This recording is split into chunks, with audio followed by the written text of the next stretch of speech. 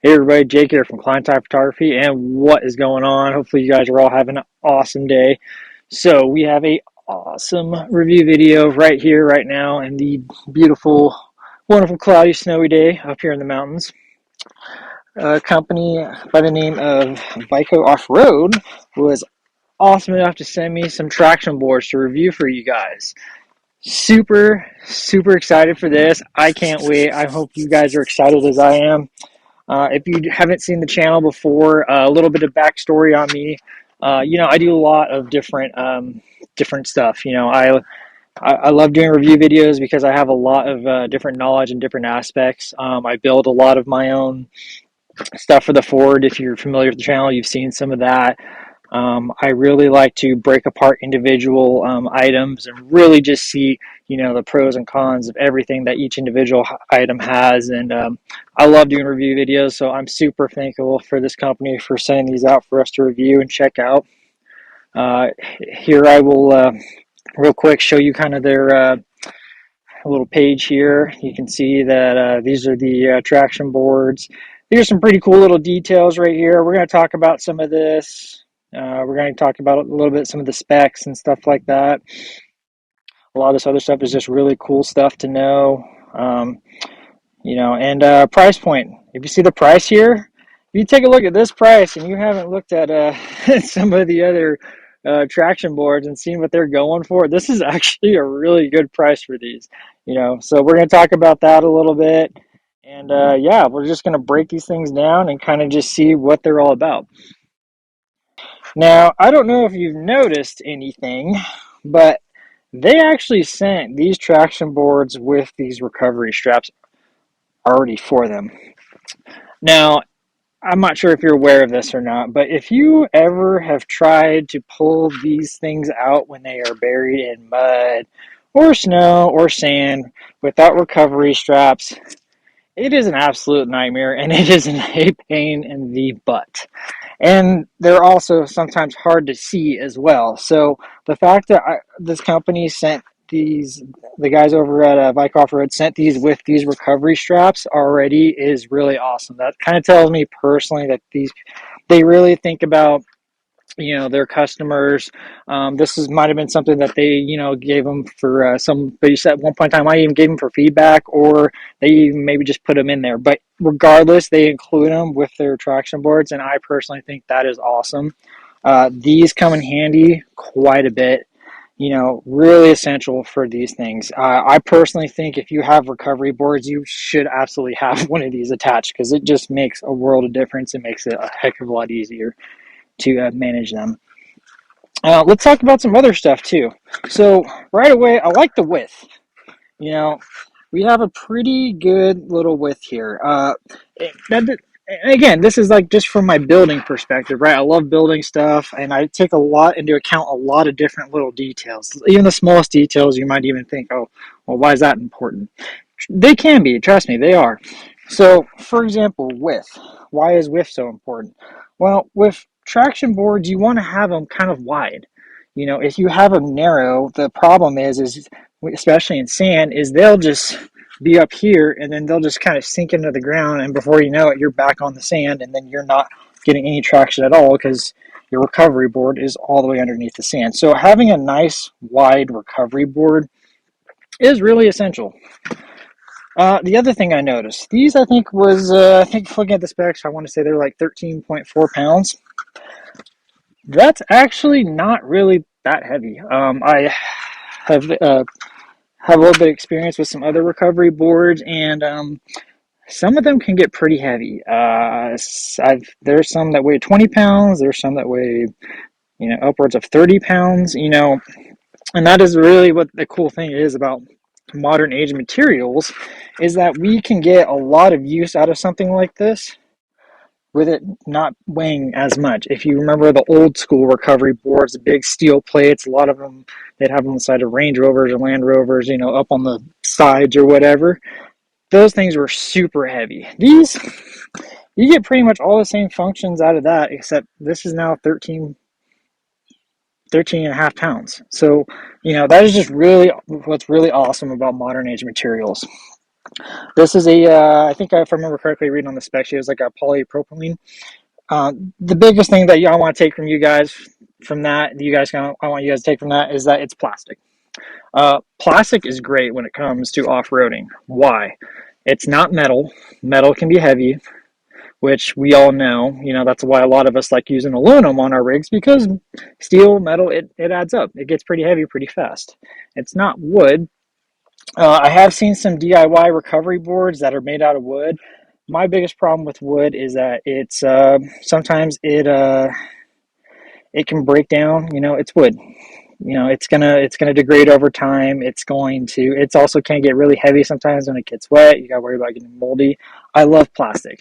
Plastic is really awesome because you really don't have to worry about it very much as far as handling. You just clean them off and they're pretty much good to go. Another cool feature, I don't know if you guys can see that. See all these holes right here? Now, from a building perspective, I love this. You know, they have your stereotypical mounts right here that, you know, a lot of recovery boards have, but they have all these mounting holes right here. That is huge. I've messed around with a couple recovery boards, and it is frustrating when you are now having to set your racks up specifically because of one piece of equipment. You know, you have to have a bar going across here, a bar going across there, because that's where your attachments and points are going to be. This gives you a lot of different options. You can have a bar that goes across here and a bar that goes across here. You can have one that goes here, one goes here, and one goes there. So it gives you a lot of different mounting points. So I really, really like that. And then I'm really curious to see, you know, once we start using these, how these configuration of their knobs here are. I haven't seen this configuration yet, so I'm very curious how that's going to be. We have our grab handles here, so a lot of just really cool stuff. You know, the holes actually I believe will also help for if you're in water. That's another problem I've ran into before, is where if you're in water and if you don't have any submersion holes, the boards will sometimes kind of just float on top of the water, and then you got to worry about them getting all wishy-washy on you. So having the submersion holes where you can kind of just push that traction board down into the water, that also kind of helps a lot as well. So that's basically all the basic stuff about the boards. Let's get into testing. I'm really excited. We, of course, are in one of the perfect testing environments. I like to, when I test products like these and review them, I love to be able to put them to the test, worst case scenarios and stuff like that. Alrighty, so here I am heading up to the mountains, getting ready to go test out my traction boards like any normal overlander would be getting ready to do. Just get ready to just go have a great time. Until came around the corner and found this. So what had happened was these friends went off-roading up the mountain. The gray F-150 was two-wheel drive. They made it actually pretty far up the mountain. I was actually pretty impressed. Made it up, got to a point where they got stuck, couldn't get the F-150 turned around, so they started pulling it back down the hill to try and get them out. The black Chevy was pulling them, and then got to the point where they came to turn, and then kind of, I think what happened was the F-150 kind of slid down into the berm and then just got buried in the snow, and then the black Chevy then got buried trying to pull the F-150 out. And then yeah, so there was a lot going on, and then there was also another vehicle involved as well. So basically we came up with a plan to get the black Chevy out, then get the gray Tundra, I think it was, out, and get that all set up because that had the winch. And then after that, we'll use that to turn the F-150 around so it's facing downhill. So that way they could drive the F-150 downhill as opposed to trying to pull it down backwards.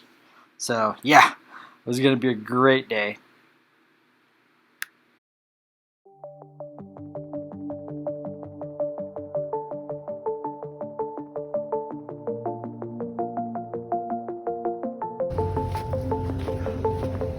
Nice and slow.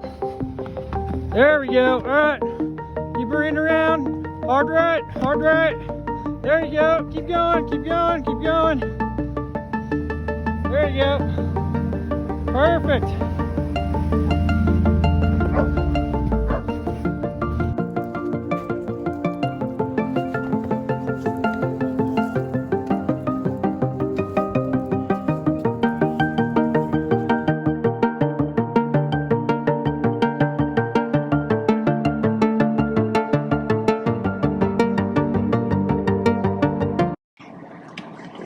Everybody, what's going on? So, found our next little test for the traction boards. I'll show you guys what we got.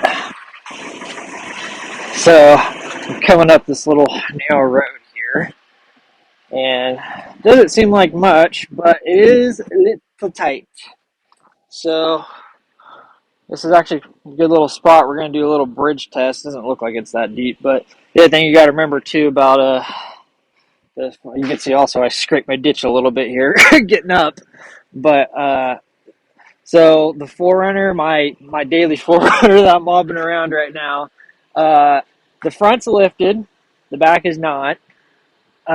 So that's probably why the back end's kind of scraping a little bit. And then I'm still running 265s. I'm still running these stock tire size. It's just I'm just running Falcon Maltby tires, so it's a little bit lower to the ground. But lucky we have some awesome traction boards that we can use for this, and I think it'll be perfect. Let's do it.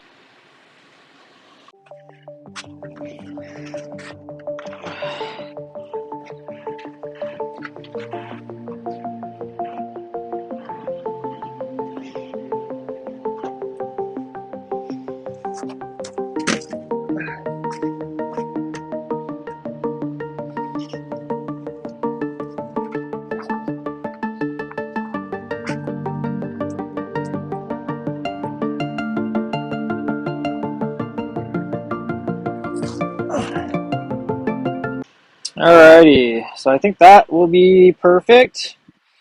Just got to make sure I don't roll down here. The dirt's luckily not too slippery, but definitely want to make sure I don't go down that or even that, but I doubt that's going to happen. So,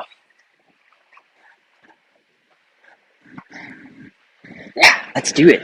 I want to say the weight rating on these is like 10 tons or something like that, so I'm just going to use one board, so shouldn't be any problem at all. The Forerunner only weighs, I think, like 6,000 or 7,000 pounds or something like that, so should be good.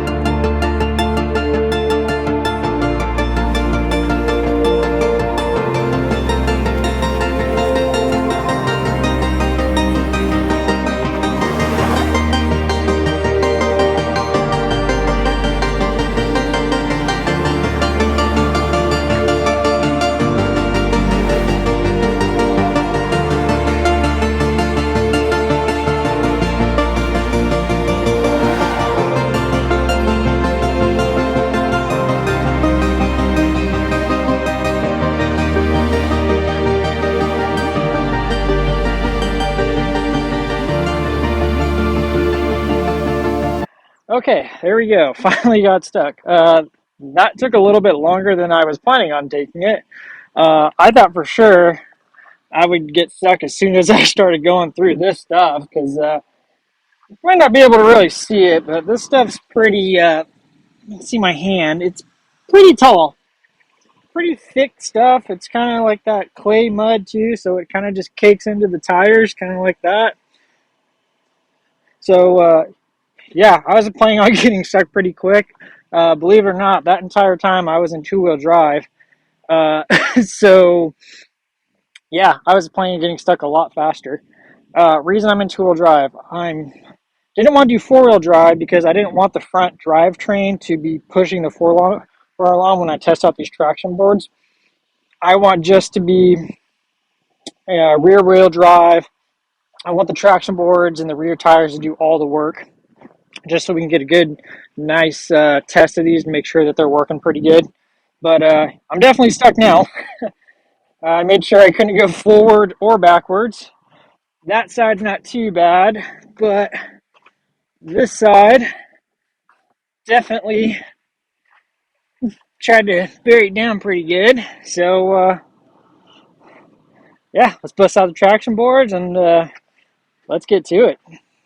Alrighty, so let me show you guys what we got going on here. So this side's actually not too bad. I'm gonna just try and see if I can just wedge it in there and see if that'll actually yank the Forerunner up and out. We'll give that a shot. Make sure it's wedged in there nice and good. And then on this side, we're gonna have a little bit more work. I'm gonna have to dig that out a little bit because ideally, you know, if you're using traction boards, you're gonna want to dig this out a little bit to kind of give yourself the best case scenario. So as opposed to just throwing them in there and then just thinking you're going to be good. So we're going to dig this side out a little bit and then yeah, see how these puppies work.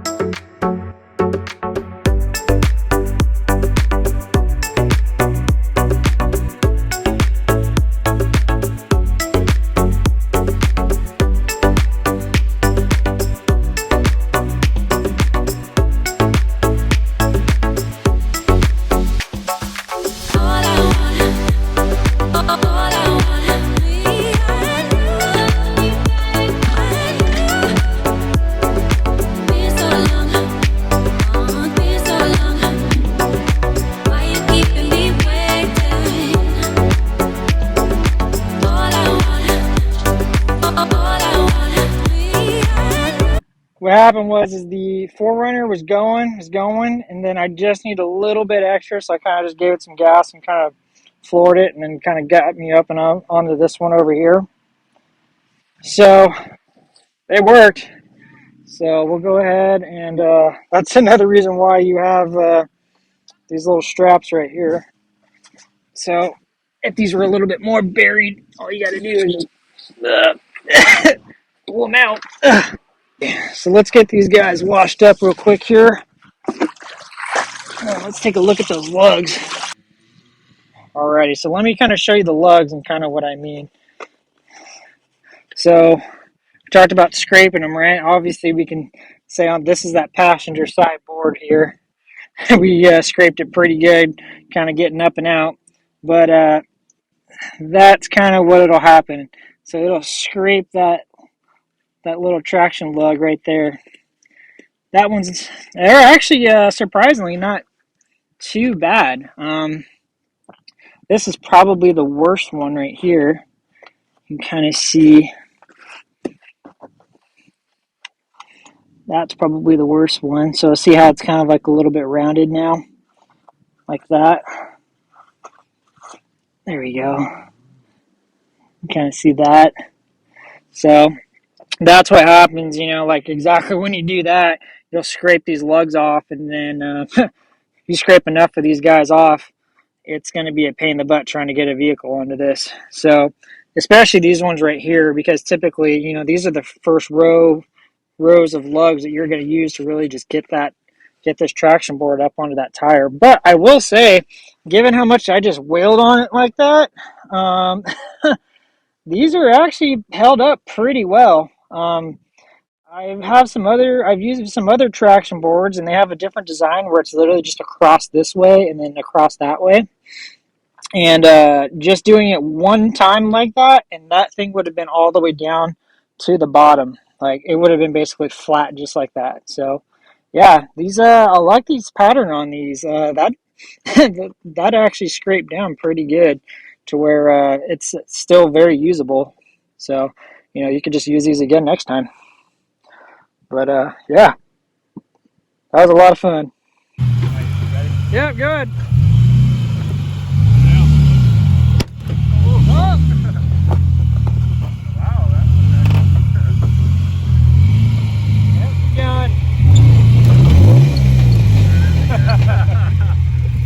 Here, hold on. All right, so let's do a wrap up of the testing that we have done over the last couple of days. We tested these guys in the snow.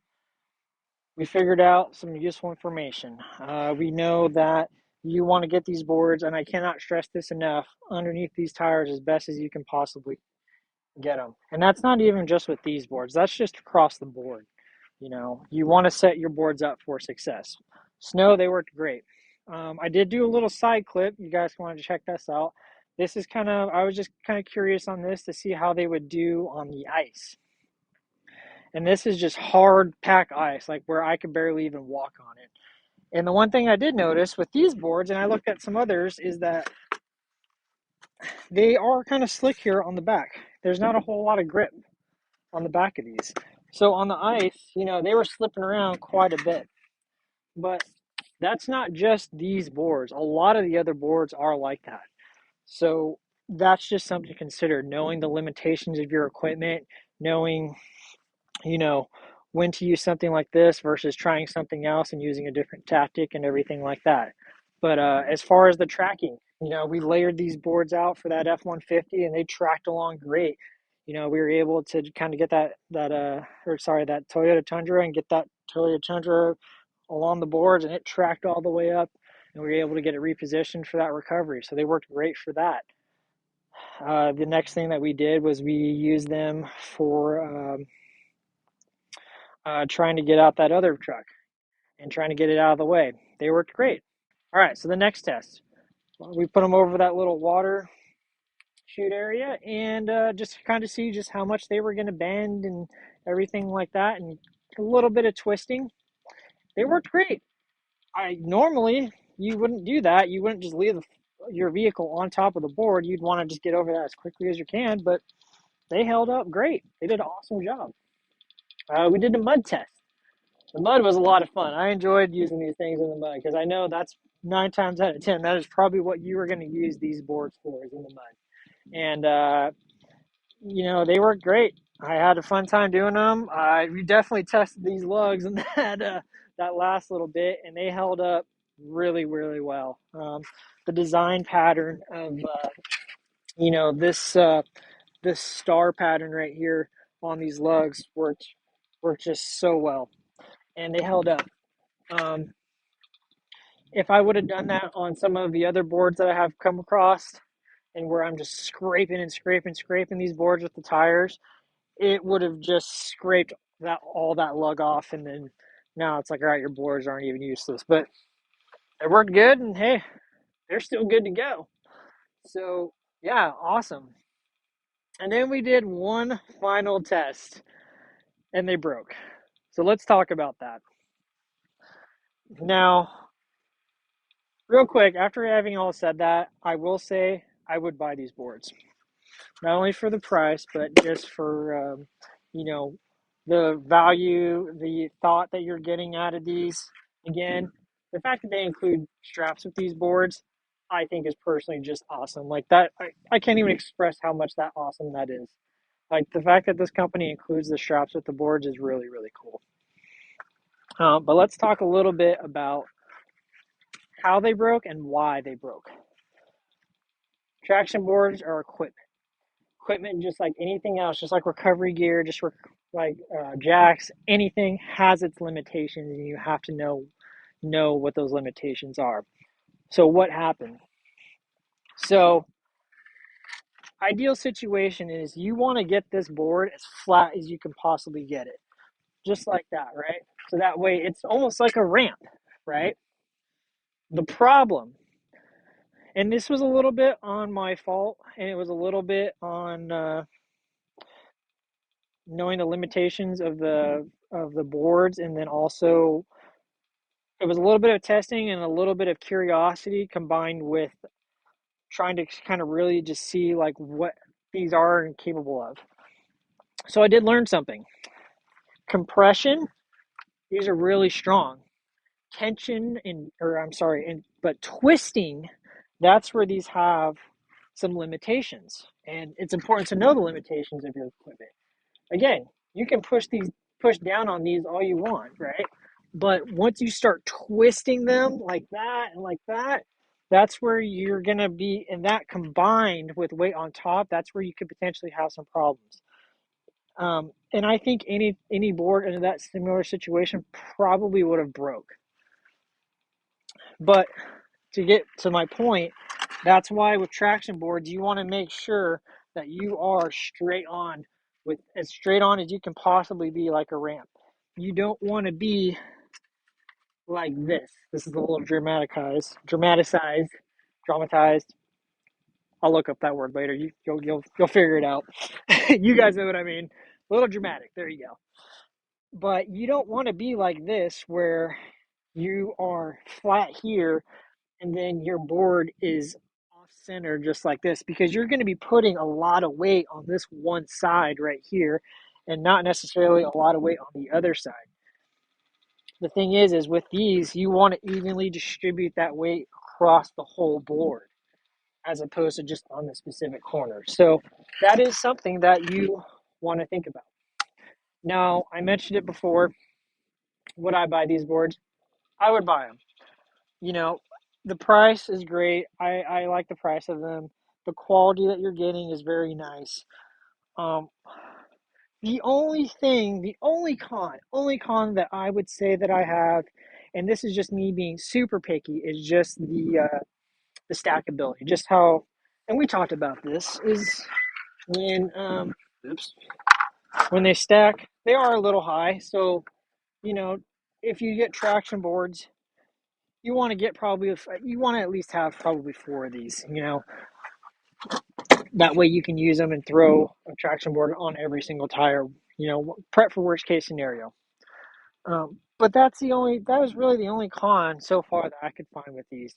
Even though they broke, I think honestly any other traction board in that similar circumstance probably would have broken as well. So that's my thought process on it. So again, if you guys have questions, you know, feel free to hit me up. Again, at the guys over at Vicoffroad, thank you very much for sending me these. I had a heck of a time uh, reviewing them, testing them out, getting the full runner dirty. That makes my day. So hopefully you guys, forerunners beeping. Hopefully you guys, the viewers, learned something from this video, and I'll see you guys next time. Take care.